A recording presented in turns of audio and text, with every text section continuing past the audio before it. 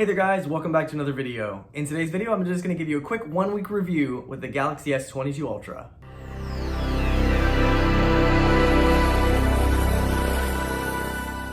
Alright, just to give you guys a heads up, I normally don't do talking head videos like this, so I apologize if it's terrible in advance. Alright, so I figure I'll go ahead and just give you 3 pros and 3 cons of the phone after using it for a week. Now, as many of you know, I use an iPhone normally, so I did switch my main SIM into the Galaxy S22 Ultra. I pre-ordered like many of you did. I received it on the 22nd, a little bit early.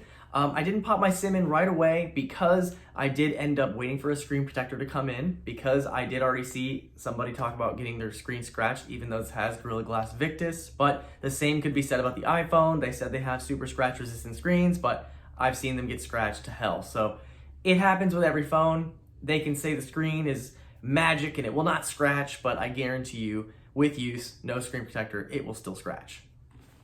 All right, so con number 1 for me, and this is probably the biggest reason that I will not continue to use this phone after a while. It's the battery life. It is just not good compared to the 13 Pro Max. So you guys know the difference with the battery size. We have 4,300 milliamp hour battery on the 13 Pro Max and the 5,000 on the S22 Ultra. However, of course, you guys know iOS is very optimized, so this bad boy will last you a whole day if you're a heavy user. I don't consider myself a heavy user, but apparently I am because this lasts me a day. Some people last them 2, some people last them 3. The Galaxy S22 Ultra, unfortunately, does not last me a full day.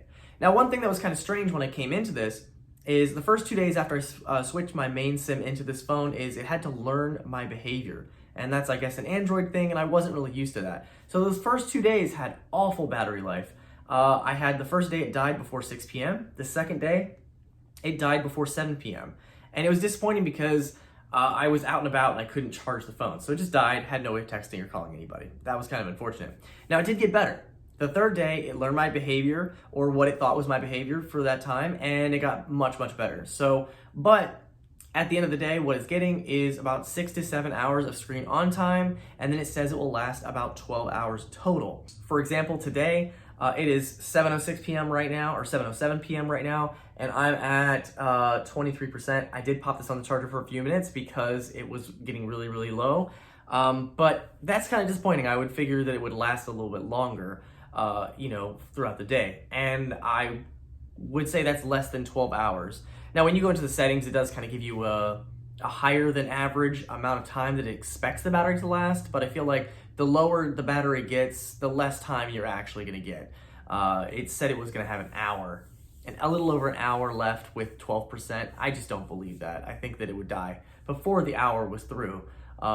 But you also need to be aware of apps in the background. Now, one thing that came up recently was Samsung is throttling apps so that they don't consume as much battery life. I didn't really look into that, but that was something I just heard, so that was kind of interesting. But there are some apps out there that do consume a lot of battery life, especially in the background. They're just consuming resources in the background and causing your battery to go low. For example, TikTok is one of them. Even though the battery has gotten a little bit better throughout the week, I still think that it's not good enough.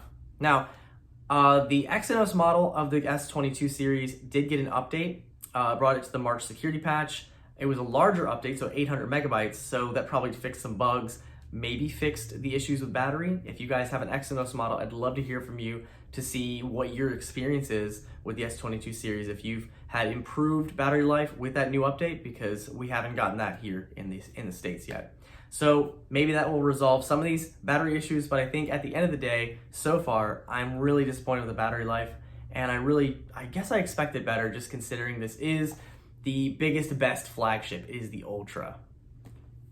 All right, con number 2, and I'm gonna say that this could possibly be solved with an update also. So this is kind of a preliminary con, but I think performance could definitely be improved. Now, of course, you guys know I'm coming from an iPhone, so I hate to go on about iPhone after going to Android, but the fluidity and the performance on iPhone is just very, very good. And coming from that to this, I do notice the lag in some things, and I do notice the, glitchiness and stuff like that. So I have had lag in certain situations where it's just annoying when you're switching between apps. One thing I noticed too is I tried to use a live wallpaper, and using the live wallpaper, it was just glitching. Frame drops just did not do very well. And you know, when you're trying to go through things quickly, going between apps and everything, especially with 12 gigs of RAM, I just expected it to perform a little bit better. But again, like I said, if an update could fix that, I think that's possibly an issue. It could be just an update could fix that. But for right now, during this, after 1 week, I think performance could definitely be improved. All right, the third con I'm going to talk about is not really so much something to do with the phone, but Android itself, and that's Android Auto. Now, I don't really hear people talk about that one very much, but Android Auto, I think it needs an overhaul. I really do. So coming from Apple CarPlay, going to Android Auto, the differences are kind of minor, but the thing I noticed is that it doesn't look very good, number one, on the screen. Jagged lines, bad iconography, it just doesn't look very good. Especially with maps. I noticed with Google Maps, on iOS or on CarPlay, the font is thicker, it's easier to read. On Android Auto, it's thinner, it's harder to read. Another thing I noticed, when you take a screenshot on your phone, it takes a screenshot of the CarPlay screen. You cannot do that on Android Auto. You have to actually go into the developer options, enable them on Android Auto, then you can take a screenshot of Android Auto, which I thought was kind of strange. So Apple CarPlay, when you use it, if you drive on the left-hand side, everything is left justified. So you have easy access to your apps, to switch between apps. You also have your antenna signal, you also have your time, you have your battery life if you have wireless CarPlay, and then you can easily access things. I really like the way that they have it laid out there.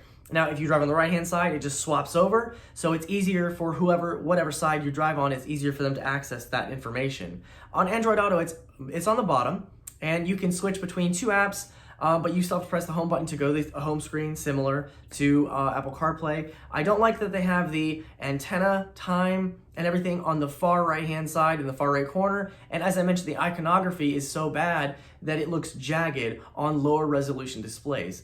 So I feel like these are nitpicky things coming from me for this, but I do feel like they could definitely improve it, and it wouldn't take them much to improve it. They could definitely make iconography a little thicker, bigger, make things easier to access, especially since this is something you're using when you're driving. I think that it could be better. One thing I will give it is Google Assistant is fantastic, because Siri, we all know, isn't the greatest, but Google Assistant works really, really well, especially in the car. It can understand everything you're saying, and if you've used a Pixel phone, you already know it can read off things live. It's very, very good at that. So Google Assistant, yes. Siri, not so much. CarPlay still, and Android Auto, not that great. So yeah.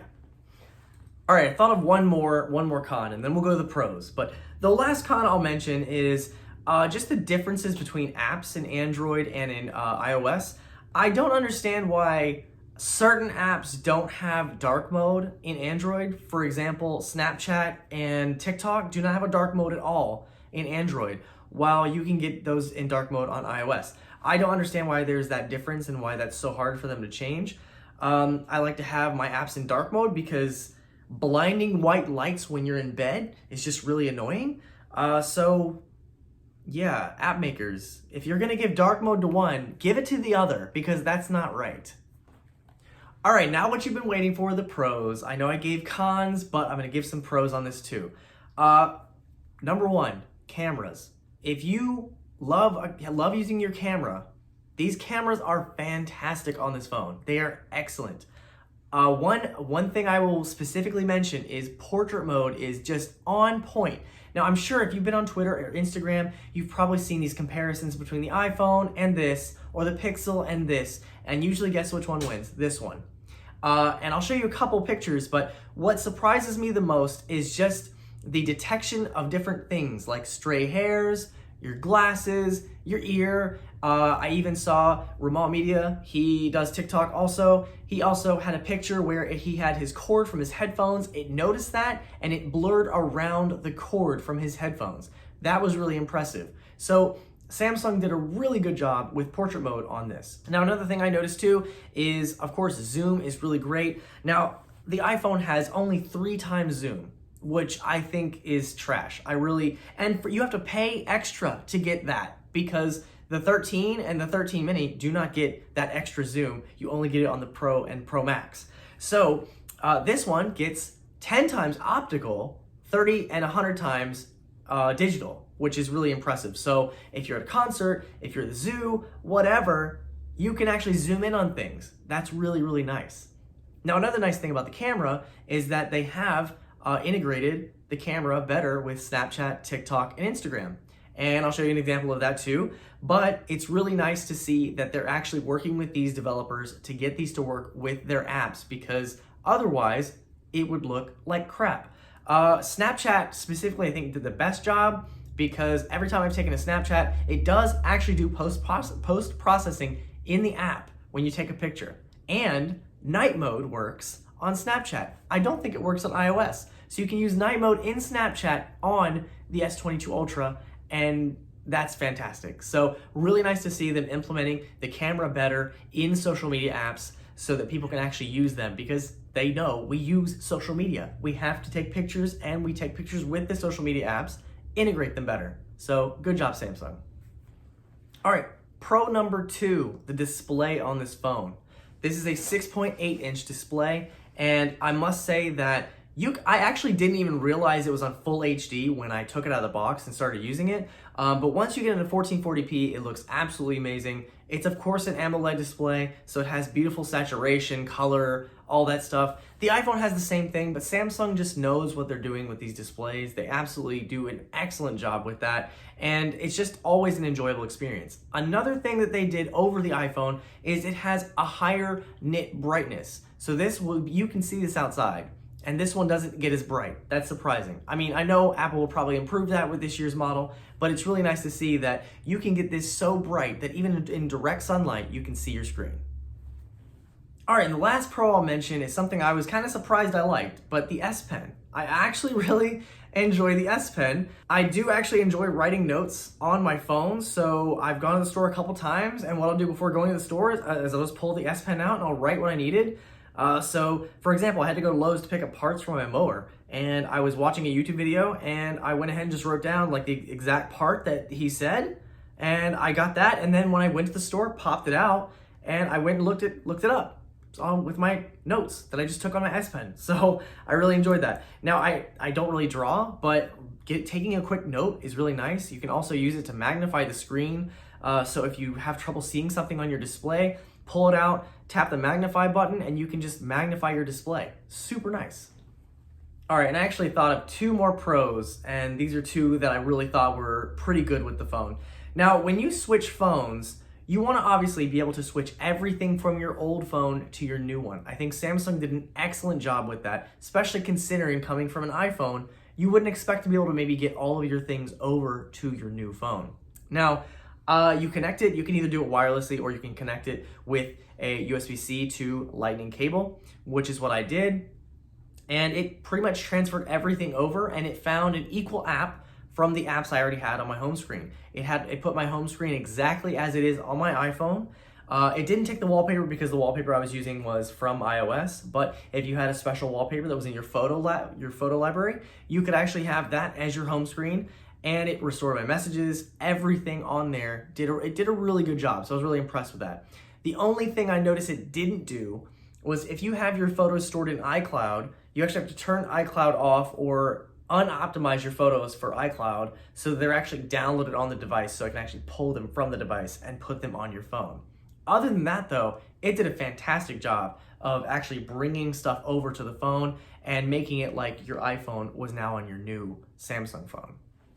And the last extra pro I'll give you here is the edge lighting effects for messages. I don't know why, but I absolutely love it. So in the settings, you have a bunch of different choices of edge lighting effects that you can have when you get a notification. I found one that looks like a rainbow, and it basically has just different colors go around the edge of the display while your notification pops up. And I feel like it's so nice, especially when you're watching something, you get this little burst of color and then your notification pops up. It's not too intrusive. It's just this nice, small, little, short amount of light that goes around your display, pops up, lets you know you have a notification. I just think that's really nice. So, yeah. Alrighty guys, so there you have it. A quick list of pros and cons of using the Galaxy S22 Ultra after a week. Hopefully that gave you a little bit of information or insight into what you may see when you get it. And coming from someone who switched from an iPhone to the Galaxy S22 Ultra, if you're coming from an iPhone, you're curious about switching, maybe this will give you an idea of what you might deal with. So like I said, the biggest deal breaker for me is probably gonna be that battery life, but it could be improved with an update, maybe not. But as of right now, I may not keep it just because of that, because the iPhone 13 Pro Max is still the battery champ and it's still gonna provide the battery life I need personally. Anyway guys, hope you enjoyed the video. Any questions or comments, feel free to leave them down below, and I'll see you guys in the next one.